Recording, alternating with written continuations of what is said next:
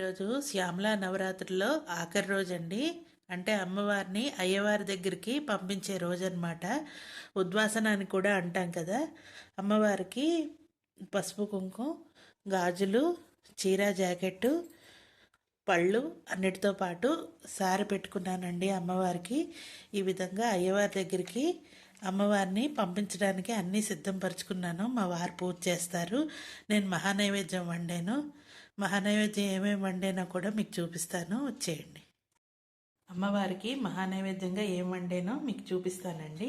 ముందుగా ముద్దపప్పు, తర్వాత వంకాయ కొత్తిమీర కారం పెట్టిన కూర, ఇంకా చిలకడ దుంపలు, కందమూలం దుంపలు, ఎర్ర దుంపలు అంటారు. మీ ఏరియాలో ఏమంటారో నాకు చెప్పండి.